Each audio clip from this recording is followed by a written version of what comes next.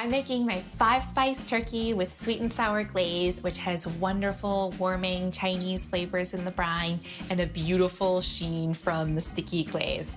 I've gotten a jump start on dry brining my turkey. Dry brining is the way to go no matter what kind of turkey you're making.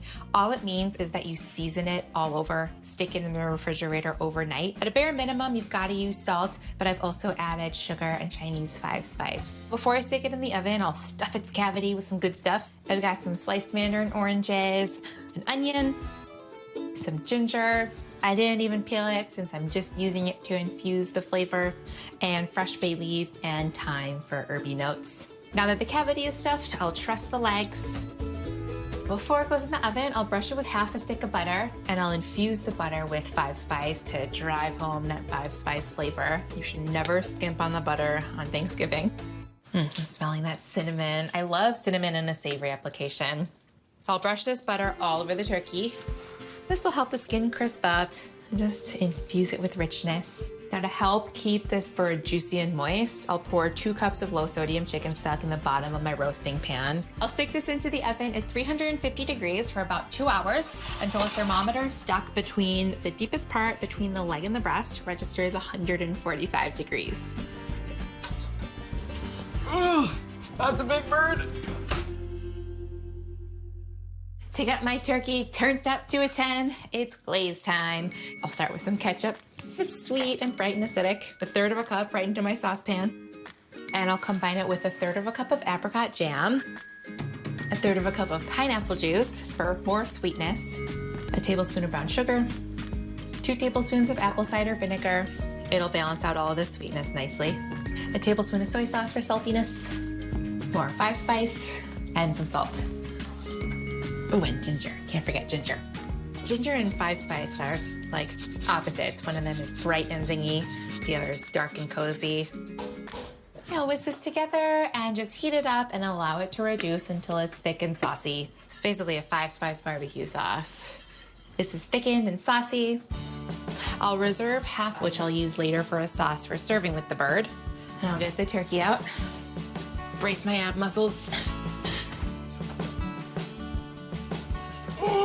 Yep. Oh, it smells good.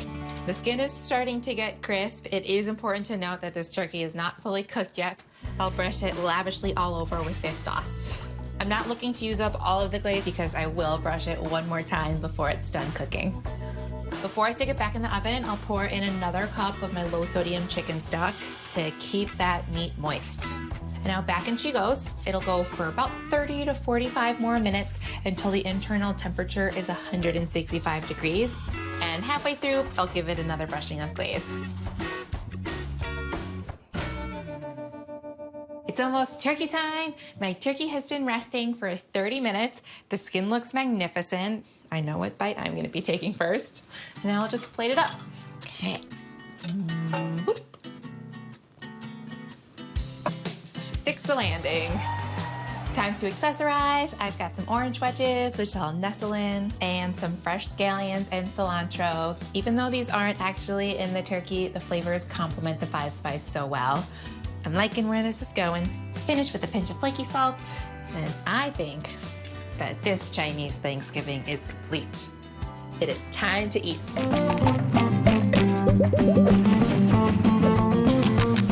For a whimsical side to our Thanksgiving table, I'm making my tahini cinnamon sweet potatoes with toasted meringue.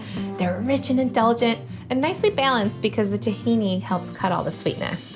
To start, I've got 5 roasted sweet potatoes, and I'm gonna scoop out all of the flesh. So I'm basically making twice baked sweet potatoes, which I'm really excited about because when you give them that second bake, they get some nice crispy edges and a lot more textural excitement than the typical sweet potato casserole, which is sometimes just too mush on mush for me.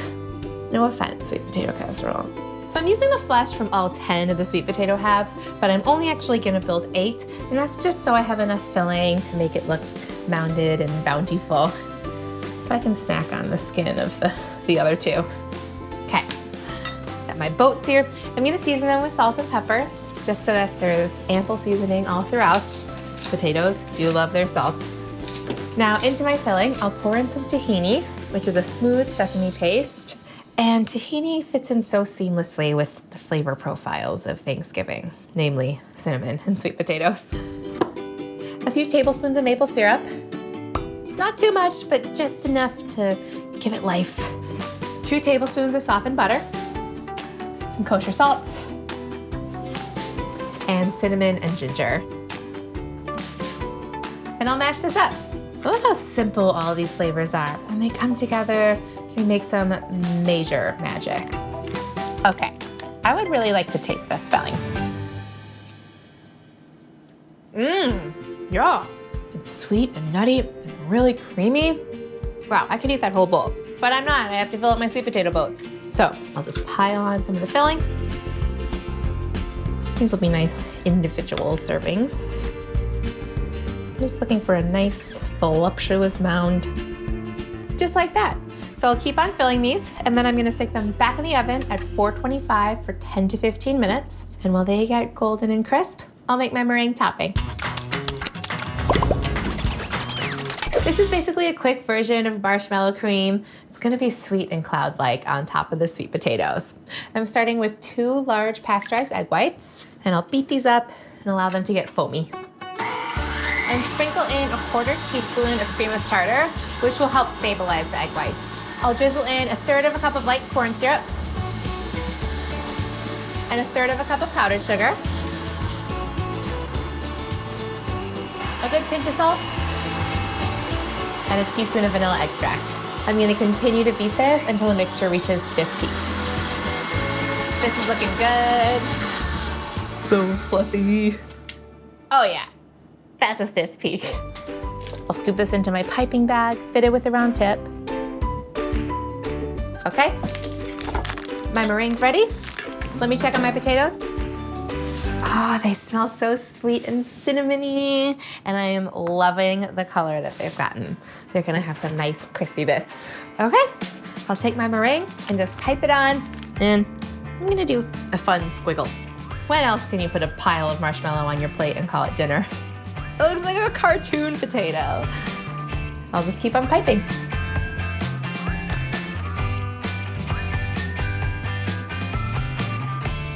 Now, if that wasn't satisfying enough, I'm gonna torch them. Dun, da, da, da. If you don't have a propane torch, you could definitely broil these, but using these guys allows you to see the browning in real time. Is that what ASMR is? I don't know. Here I go. Oh, that's a good one. It smells like s'mores.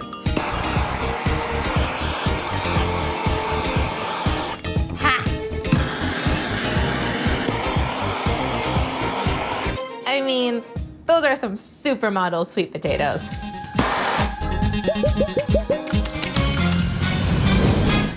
So I'm starting with the most challenging part, which is scoring it. And I'm doing that because it's gonna look really nice with this gorgeous diamond pattern. And then it's also gonna catch the marmalade and create some nice caramelized edges. So to do that, I have a sharp knife, and I'm creating some shallow lines that are parallel and diagonal. I only wanna go about 1/3 of an inch down because I don't wanna go too far into the meat and have it split apart too much. So do them 1 inch apart, go all the way over the equator and all the way down. So I've got all my lines going in one direction, and I'll turn it to make it easy to do my lines going in the other direction. I didn't actually eat a lot of ham growing up, but when I moved here, Nick's mom, Roxanne, would make a ham for every special occasion. And I fell in love with it. The leftover ham after those dinners was what I looked forward to. And I do so many things with leftover ham. I put it on pizza, put it in eggs and quiches. It's so versatile. Dare I say more versatile than leftover turkey? Sorry, turkey. Okay, I'm done with my scoring. I'll place this into my roasting pan, flat side down. And this is about an 8 to 10 pound ham. So just enough for me and Nick and Bernie. It's bone in and fully smoked. I'll fill my pan with 1/2 inch of water, and that's gonna steam the ham and make it extra juicy. Great. I'll cover it in foil.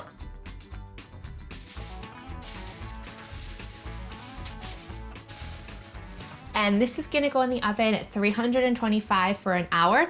And then I'm gonna take the foil off and give it another hour so that the top can get crispy. And if at any point the water has evaporated from the bottom of the roasting pan, I'll just add a little more. I'm gonna make an orange marmalade glaze that'll be sweet and sticky and give a nice glossy shine on the ham. I'll start with half a cup of brown sugar. And this is gonna caramelize on the corners of those scored diamonds that I cut. A half a cup of grainy mustard because ham and mustard is like PB&J. And half a cup of orange marmalade. The orangey flavor is such a nice pairing with the smoky ham. I'll balance out all this sweetness with 2 tablespoons of sherry vinegar. And I'll spice things up with a teaspoon of ground coriander, which has some earthy citrus notes that'll go so well with the orange. These spices just add a little extra something special. It's Thanksgiving. And then a teaspoon of ginger. And then half a teaspoon of ground allspice. Allspice is so autumnal. It's perfect for this season. Some black pepper. And I wanna add some of the juices from the bottom of the ham pan, so I'm gonna get that out. It smells so smoky. I'm gonna increase the heat of my oven to 400 degrees. And I'm gonna add about a 1/4 cup of the juices to the glaze. And the juices are salty and hammy and so good. And I'll whisk this together. There are a lot of good flavors in here. I'll brush on my glaze liberally because I wanted to get into these folds. It's just gonna enhance the ham and make it the best version of itself. Thanksgiving is definitely one of my favorite holidays. It kind of signifies the end of the busy harvest season, so it's time for Nick to slow down and we get more family time and we can travel. And also, Thanksgiving is way more special now that we have our little turkey. I mean, ham.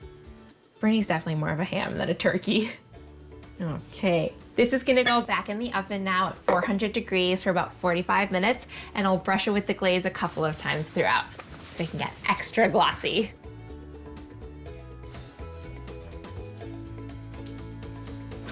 I'm gonna get it out of the oven.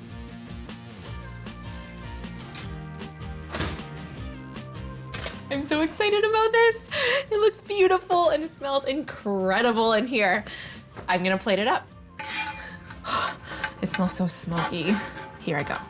1, 2, 3.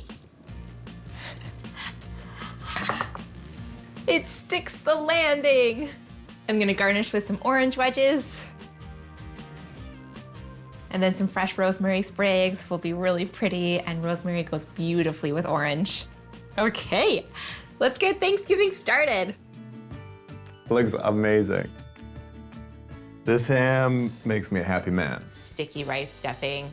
I'm starting with some sweet glutinous rice that I've soaked overnight. I've also rinsed it very well to get rid of the starches. And rather than boiling it in a pot of water, I'm gonna be steaming it in this steamer basket that's lined with some cheesecloth to catch the pieces of rice. That allows the rice to stay fluffy and not clump together.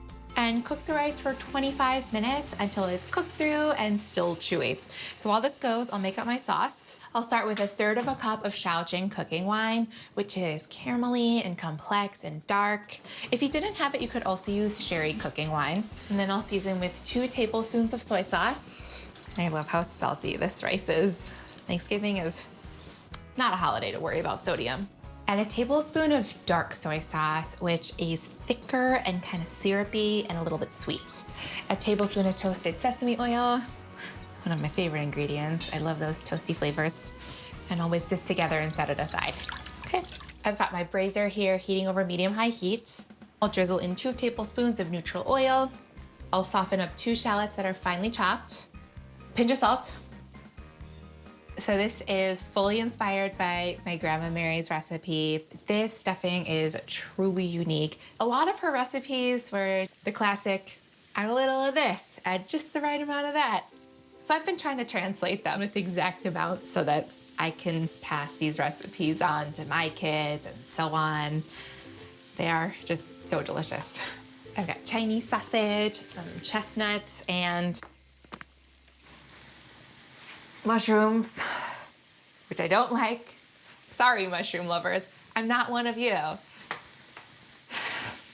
But Grandma Mary said I needed to add them, so I'm adding them. I've got some shiitake mushrooms and cremini mushrooms, and they'll add that mushroomy earthiness. Even I will admit that mushrooms contribute an important flavor to this. I'll season with another couple of pinches of salt. I have 2 cloves of finely chopped garlic and grate in a tablespoon of ginger. Now this is really starting to smell good. I'll dump in my Chinese sausage, which I love so much. It's fatty and sweet and kind of snappy. And some cooked, peeled, and chopped chestnuts, which have a flavor similar to sweet potatoes, so they'll add some creamy bits scattered throughout. If all the sausage goes missing, you know where it went. Right to my belly. I'll check on my rice.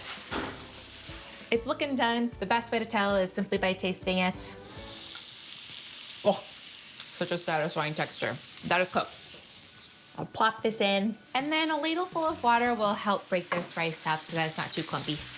I'll incorporate it in with all of this good stuff. My dad and aunt are gonna be so excited to have this. I hope it stacks up to Grandma Mary's. This would be delicious as it is, but I'll boost up the flavor with the sauce that I made. To add even a little bit more textural excitement, I'll finish this off in the oven at 400 degrees for 10 minutes until it's crispy. I'm smelling that cooking wine. Oh, that's looking great. I'll finish with a pile of pretty freshness. I've got sliced scallions and cilantro. I like a lot of this on top. Oh, and I feel like my dad would be upset if I didn't taste it to make sure it was okay.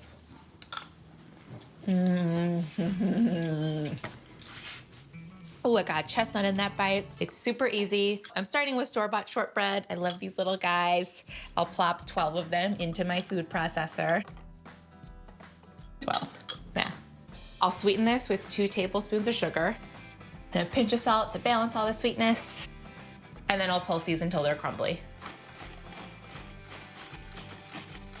It's crumbly. There are a few bigger bits, but they'll continue to be broken up as I pulse in the butter. I've got 4 tablespoons of melted, unsalted butter here, and I'll use this just to bring it all together.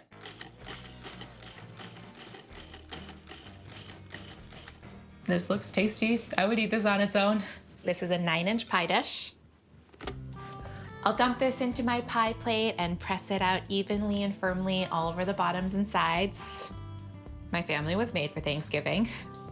We are all obsessed with eating, and more so obsessed with eating large quantities of food. My dad is always talking about his bulk food requirement.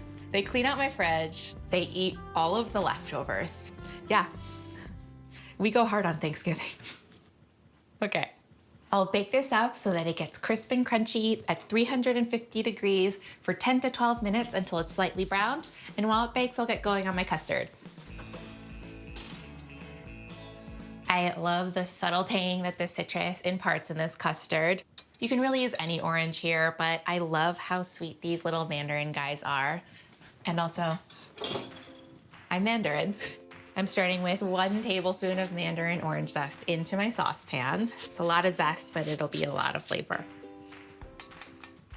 We have these mandarins around all the time because they're really juicy and easy to peel. Bernie lives on them.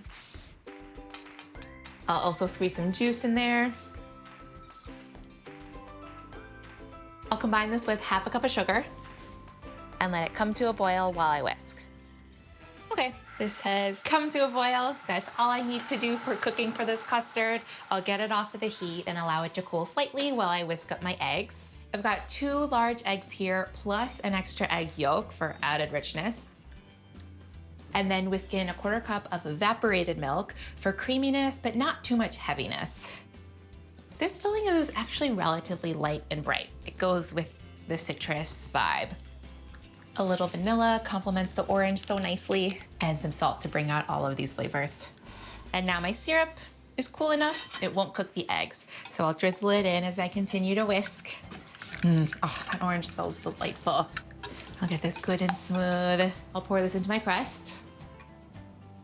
Fits perfectly. I love it when that happens. I'll bake this at 325 degrees for 25 to 30 minutes until the custard is set. The center bit should still be a little jiggly though. That's how I know that it's not overbaked. My pie is cooled and it's ready for its fluffy meringue hat. This was super straightforward to make. I just beat together egg whites, sugar, cream of tartar, and salt over a double boiler until it's light, foamy, and reaches 135 degrees. Then remove it from heat and beat on medium for 1 to 2 minutes, and then increase to medium-high until I get stiff, glossy peaks. And now the most satisfying part of making this pie is swooping on the meringue. For me, really, the meringue is about that fluffy, sweet texture. Sort of takes the place of a whipped cream or ice cream that you would otherwise have with pie. Grab a spoon and get some big swoops, because then when I toast these edges, it'll look like that classic meringue pie. Okay, now to bring out my inner pyro, I have a torch to toast the edges. I'll start far away. You can always get closer with the fire and gradually see it toasting before your very eyes. This is so satisfying. Smells like a toasted marshmallow. All right, I think I better stop right there. That is a stunner. I can't wait to slice into this. My sweet and smoky turkey. And I'm grilling it, so I'm gonna free up oven space, and that grill is just gonna add to the smoky flavor. To start, I'm gonna make a rub that's gonna infuse so much flavor into my turkey. Now I'm making my rub in a food processor. I start by quartering half a red onion, and peeling 6 cloves of garlic, 3 for the rub and 3 for the inside of the bird. 1 tablespoon of guajillo chilies for a little heat, 2 tablespoons of sweet paprika, 1 tablespoon of tomato paste, and a tablespoon of apple cider vinegar. Because apples in the fall, it all makes sense. Half a teaspoon of ground caraway seeds. Love the bitterness that adds. Half a teaspoon of cumin, half a teaspoon of coriander, and for a little bit of heat, 1/8 of a teaspoon of cayenne pepper. I'm gonna add a drizzle of olive oil. It'll make it easier to spread all over the bird. And now I'll blend it into a paste.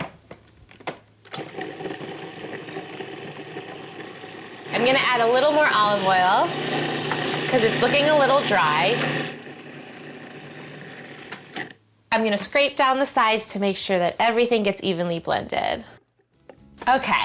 This turkey has been dry brined, and all that means is that last night I sprinkled it with some salt and pepper, and that's gonna help tenderize the meat and create a really juicy bird. In the cavity, I'm stuffing in the other half of the red onion, 3 peeled cloves of garlic, half an orange, and half a lemon. And all of this is gonna flavor it from the inside out. A bouquet of fresh thyme is going to add wonderful herbaceousness. Yum, I'm smelling it already. And now I am going to truss the legs. Give it a bow, because it's pretty. And now I'm gonna grab my spice paste. I'm gonna come in here with my hands and just gonna rub this goodness all over the turkey, just making sure that it gets in all of the creases and folds. I don't want any bit of this turkey to be left unflavored. I'm adding about a cup of stock to the bottom of the roasting pan and a cup of wine, and those are gonna get some additional flavor into the turkey as well as moisture. Great. Next, I'm gonna tent it with foil, and this foil will stay on for the first 45 minutes of cooking, and that'll help get an even cook on the bird.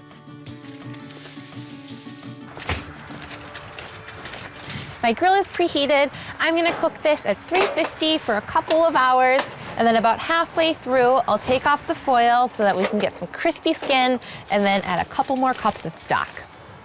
I am so excited.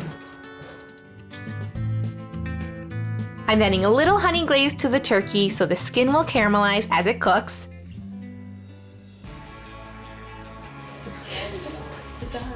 We're just gonna make a simple gravy. I'll make a roux with the pan drippings, Okay. and then we'll add broth and then zhuzh it up. Perfect. So you got the thyme there. I am adding some flour to the pan.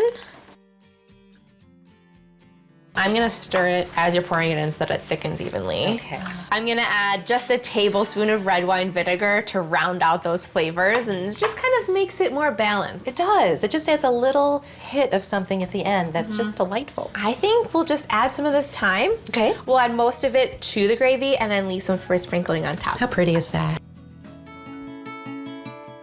I cannot wait to try this. Gosh, Happy Thanksgiving. Happy Happy Thanksgiving.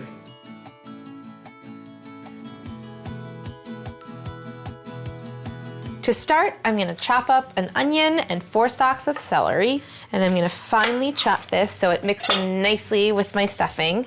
And same for my celery, I'm gonna use 4 stalks. And I don't mind using the leaves. I know a lot of people get rid of them, but they have more flavor there. Okie doke. My vegetables are chopped. I'm gonna get some butter heating into a pan so that I can cook my vegetables and reserve the rest to pour over the stuffing before it goes into the oven. I have my pan at a medium high, and now I'm gonna add my vegetables.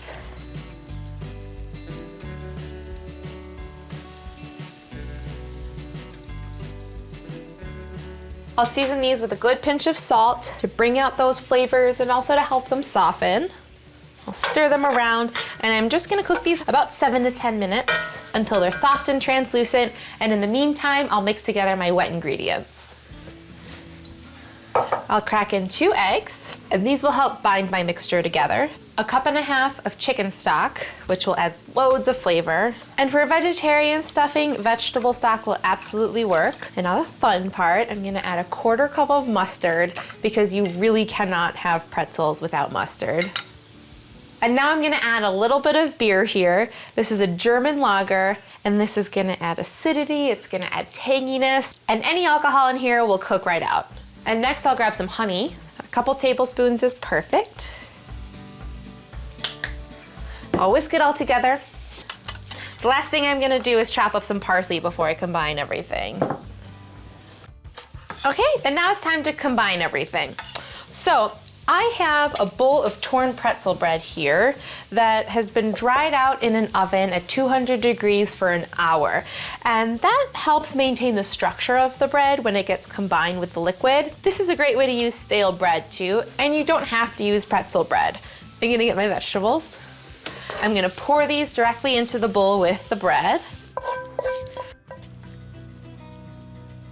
So the liquid really softens this bread a lot, and it's important that the bread doesn't get mushy and too soft, so that's why it's good to toast the bread before mixing it with this liquid. The mixture is gonna still look a little bit liquidy when you pour it into the pan, but the bread is gonna continue to absorb that liquid in the oven, so that's what you want. The best part, I'm gonna pour more butter over it. This will bake at 375 for about 45 minutes until it's set and golden brown and a little crispy on top. Get a big pot or brazier heating over your stove at medium heat, and then melt 6 tablespoons of butter. You still have butter left over after Thanksgiving, right? Okay, just let your butter melt, and then let's get chopping up our carrots. So to chop these up, I like to just chop them in half this way, and then chop them the hot dog way. And then chop them lengthwise into nice small pieces.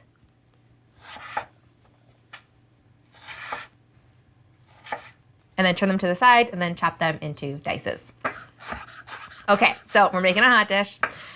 What's a hot dish? A hot dish is a type of casserole that's essentially a full meal in a casserole dish. So you've got your protein, you've got some veggies, you've got a starch, and then it's all held together by a cream soup mixture, or sometimes a tomato soup mixture, but that's neither here nor there. Today we're making a really creamy take on a classic, a wild rice hot dish, and it's gonna be awesome because we're gonna use up all of our Thanksgiving leftovers. So I like to start with my carrots because they take longest to cook. So I'll just finely dice these. I love hot dishes because they're the type of food that you want to eat when it's cold outside and maybe raining or snowing. And my favorite thing to do is just sit on the couch underneath the blanket and eat a big bowl of hot dish. And a great part about this hot dish is that you can switch up the veggies, you can switch up the meats, you can do different flavorings in the soup, different herbs and such. So if you have some green bean casserole left over, you could totally toss that in. If you have corn casserole, or if you didn't cook a turkey for Thanksgiving, if you, I don't know, went crazy and made ham, you can totally use that instead. Do you smell the butter yet? I do. Okay, now once your carrots are all chopped up, you can scoop them up and add them right to your butter.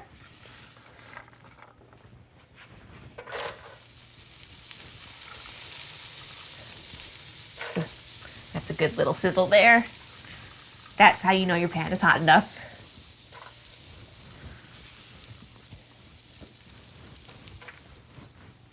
Okay, and as your carrots start to cook, you can chop up your onions and celery. So to chop up my onions, I just cut both ends off and then cut it in half and then lay the cut side down, and then you're gonna hold them, and I want you to turn your knife so that it's parallel to the cutting board and just cut gently along the equator. And then I'm gonna take my knife and I'm gonna make lots of little cuts parallel to each other. I don't want to go all the way through the onion though, because I want the onion to be held together by the end. So I'm just going to make a cut almost all the way through, but not totally, and just keep on going. And it's always good to use a sharp knife. It's safer that way, you'll have more control. And then I'm gonna dice it up. And then once you get to the end, when it's kind of like difficult to cut, you can just put it on your side and chop it up like so. Now I'm just gonna do the same thing with the rest of the onion.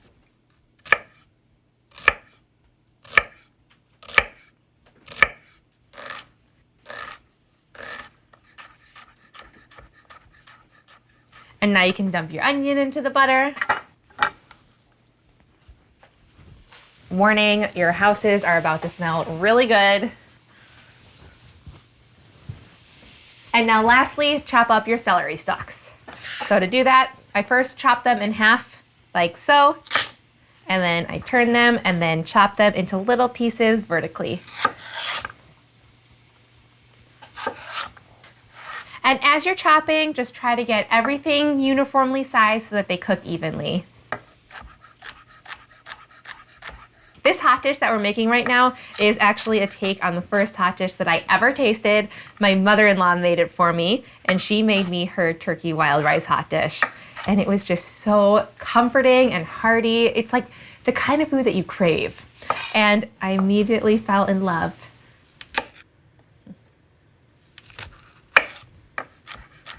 It's a super nostalgic food for people who grew up with it.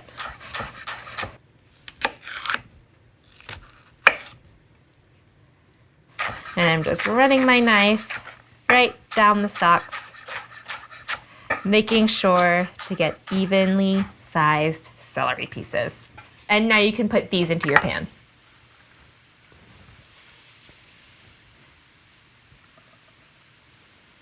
Okay. Okay, now add a good pinch of kosher salt. And this is actually gonna help the vegetables cook a little quicker because it's gonna draw the moisture out. You can do 2 pinches if you want. It's kind of a lot of vegetables. Now grab a spoon or spatula and just stir this around and make sure the butter gets all up into all the vegetables. Oh, it smells so good. Do you smell that? Okay, now you should let these cook until they're softened and the onions are translucent, so about 10 to 12 minutes.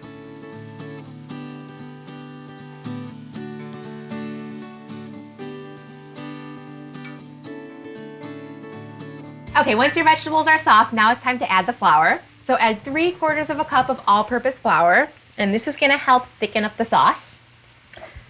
And for those gluten-free friends out there, gluten-free all-purpose flour will also work in this. Okay, so just dump this right into the pan. And the combination of the butter and the flour creates what's called a roux. And that roux paste is gonna be used to thicken up milk to make the creamy sauce. So stir this around. And your pan is gonna start to look dry as the flour gets incorporated, but that's okay, that's what we want. And we just wanna cook it for another minute or two, and that's gonna cook off the flour flavor. So just make sure the flour gets fully incorporated. And this flour and butter mixture, the roux, is the same thing I use to make mac and cheese, to make any sort of thick, creamy soup, or any sauce. And so knowing how to make a roux is a great thing to have in your repertoire.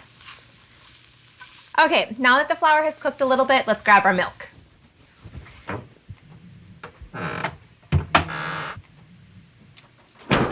Whole milk, 2%, fat-free milk, those will all do in this. Whole milk will taste the best because it's the fattiest.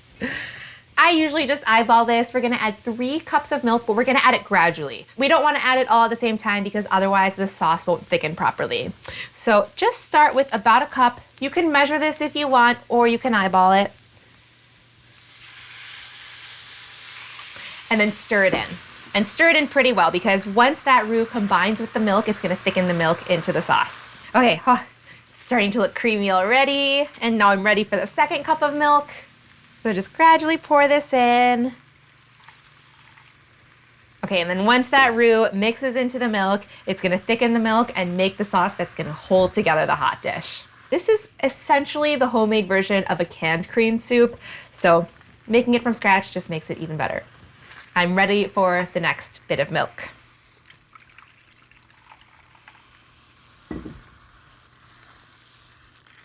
The bottom of my pan is starting to get a little scorched, so I'm gonna turn the heat down.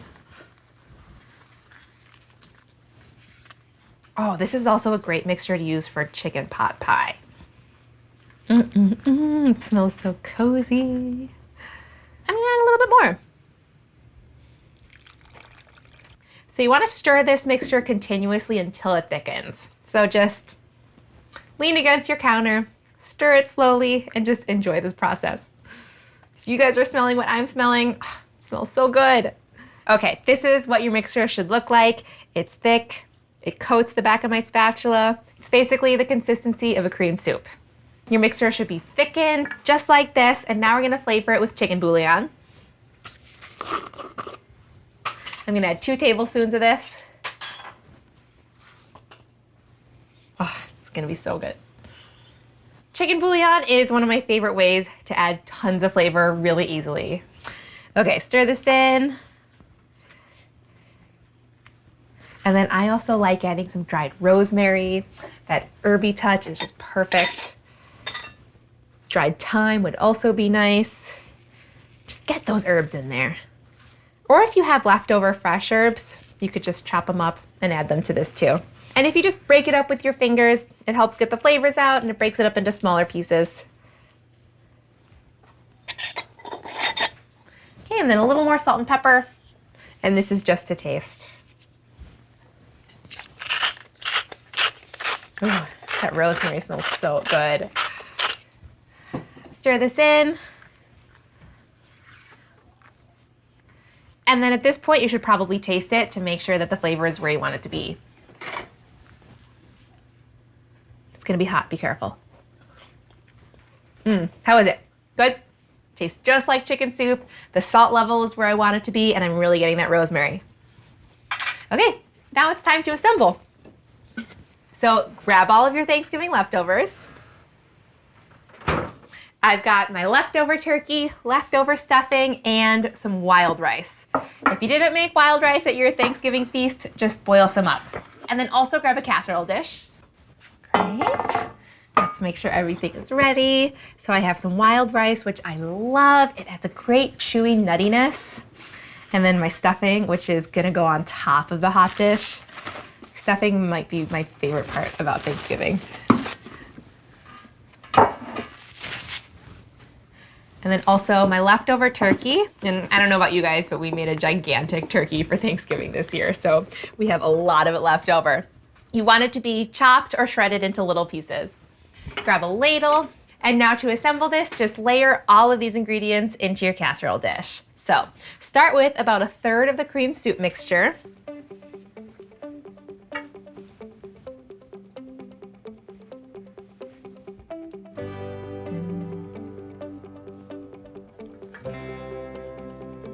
Okay, and then spread it all over the bottom of your casserole dish. Let me get a little bit more in there.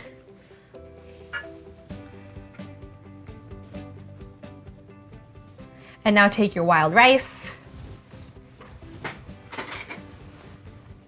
and scatter a nice layer of wild rice on top of the cream soup. I love the wild rice in this dish. It has great texture. Wild rice is grown everywhere around here, so I'm adding some local flair. Okay, so at this point I'm adding half of my wild rice. All right, and now I'm gonna scatter on a layer of my leftover turkey. So if you're making this and it's not Thanksgiving, but you happen to have either leftover turkey or leftover chicken, you can sub in different proteins. Even like ground beef would work. Okay, so now you have a layer of cream soup, a layer of wild rice, and a layer of your turkey, and now just repeat the process, but save some cream soup because that's gonna go on at the end.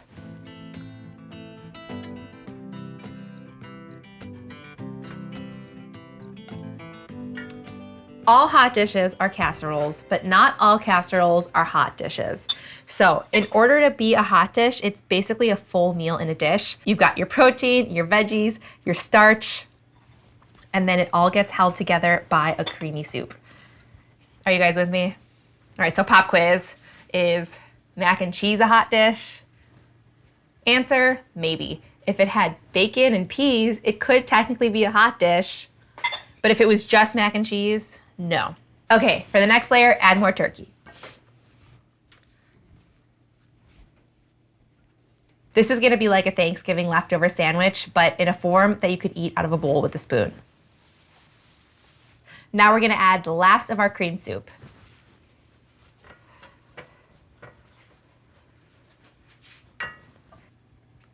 Ah, this is so thick.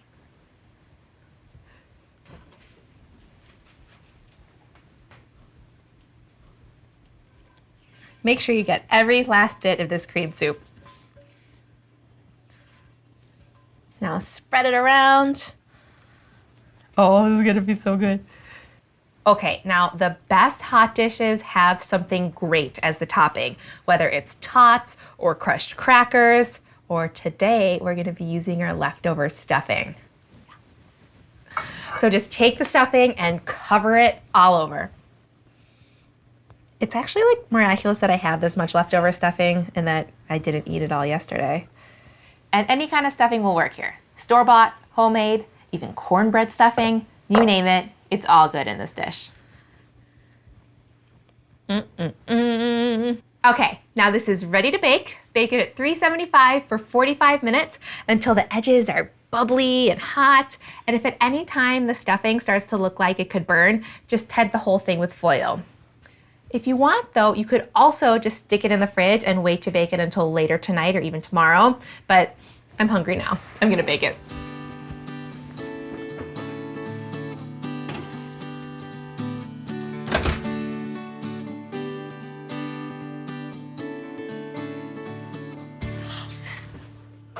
Here it is, our Thanksgiving leftover hot dish. Are you smelling this? I've got a taste.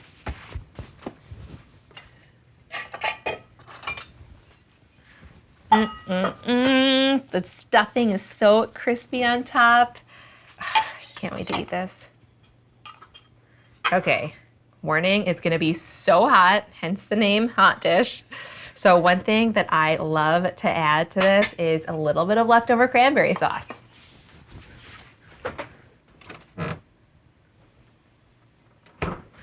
The cranberry sauce will cool it down and add a lovely touch of sweetness. It's gonna be great. With other hot dishes, I like to add ketchup. This kind of like does the same thing. Shall we taste it? Let's taste it. The perfect bite of hot dish has all of the components in one bite.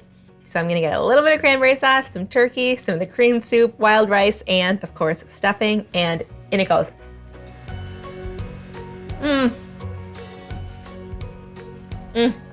This hot dish is so cozy and perfect for the fall. I hope you guys enjoy it. I'm gonna go enjoy mine on the couch. So to start, I'll take my 1 can of pumpkin and I'm gonna add it to a saucepan. I'm gonna add 1/3 cup each of granulated sugar and brown sugar, and 1/4 cup of maple syrup for my 3rd type of sugar. And that's just gonna mean more dimension of flavor. I'll season with a teaspoon of salt. And now I'm gonna cook this, stirring until it's glossy and thickened, and that's gonna allow the sugars to melt and caramelize. This is smelling really good. I'm gonna grab my heavy cream and milk. I'll add 3/4 cup of each of these. And one thing that I find so uniquely delicious about this pie is that you can actually taste the milky richness of it.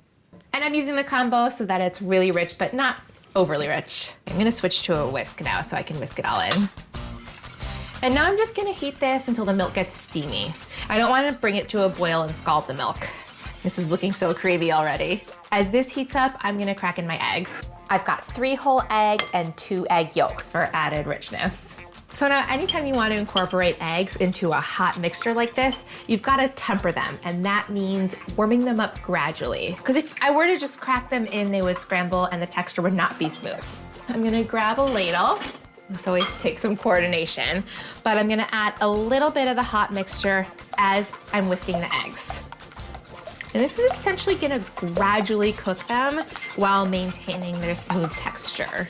My egg mixture is warm to the touch, and that's how I know it's ready to be added back into the pot. So with one hand, I'll drizzle it in, and with the other hand, I'm gonna continue to whisk. Perfect.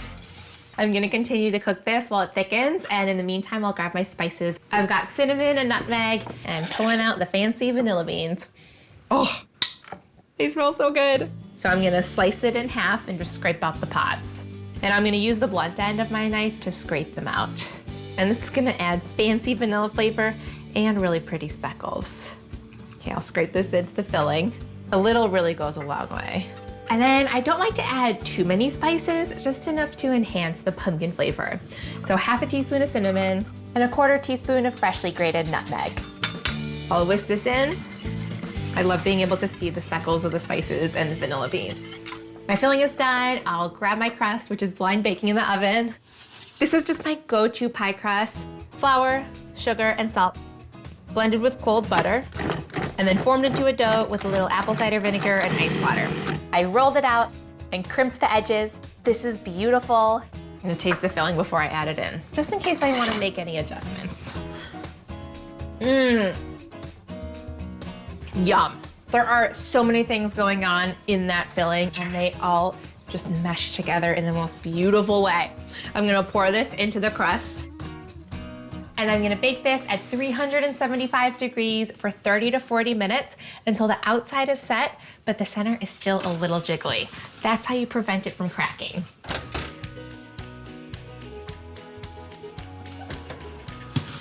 Oh yes, this is perfectly done. It's set around the outside, but it's still a little soft on the inside. I'm gonna let this cool completely, decorate with fresh whipped cream and cinnamon, and then it is gonna be the sweet star of the show. To start, I'm thinly slicing 2 pounds of Yukon Gold potatoes, and I'm slicing about 1/8 to 1/4 inch slices. All my potatoes are sliced. I'll set these aside and then make my creamy, cheesy sauce. I've got my skillet heated here. I'm gonna add a couple of tablespoons of butter, and I'm gonna let this melt. I'll add 3 tablespoons of flour, and that's gonna combine with the butter to create a roux, and that's gonna thicken the milk to create that rich sauce. I'll whisk the flour into the butter and let it cook for about a minute so that the flour flavor can dissipate. Now I've got 1.5 cups of whole milk here, and I'm gonna add it really gradually, whisking continuously to allow it to combine and thicken. And I wanna whisk it constantly to ensure the smoothest, velvetiest texture. That's looking good. So I know this is thick enough when it coats the back of a spoon. Oh yeah, look how beautiful that is. Just like that. I'm gonna season it with salt and pepper. And then I'm gonna get some nutmeg. Just a little bit of freshly grated nutmeg adds a perfect hit of warmth. I'm gonna grate in about 1/4 teaspoon. I've got Gruyere and ham. Gruyere cheese is funky and fancy. I'm gonna add a couple ounces of this to the sauce and let it melt. It smells so good. And potatoes are so mild, they're like a canvas for the cheese. So they need some strong flavors encasing them. I'm ready to assemble. I've got my cast iron skillet, and I've coated on the inside with some butter, and I'm gonna add a layer of potatoes. And I'm not gonna get too fancy or fussy with this. It's just gonna be a rustic layer. These are gonna melt together when they bake and soak up this cheese sauce. And then I'm gonna season them with a good pinch of salt. I'll top with half of my cream sauce. It's just gonna soak right in those layers. Let me spread it around to make sure all the potatoes are coated. And next, all of the ham. Sometimes I think that because there's ham in this, it can be a full meal, just this. But then my conscience kicks in. Some chives for flavor and color. And then the rest of my potatoes, and I'm just spreading them all the way to the edge. This is a great dish to make in advance and bring to a party. It's a crowd pleaser. Everybody always loves the scalloped potatoes, as long as they're salty enough. I finish with the rest of my cream sauce, a sprinkling of that funky Gruyere, and some more chopped chives. Oh, it's so pretty. I could just eat this whole pan. Beautiful. I'll cover this. And now this is gonna bake at 350 degrees for about an hour, and I'm gonna take the foil off for the last 20 minutes so that I can get golden brown and crispy on top. I am ready for this. Oh yeah, that is a beautiful potato situation. Look at how golden it is, and it's so melty. I'm gonna taste it. Oh, it's so creamy.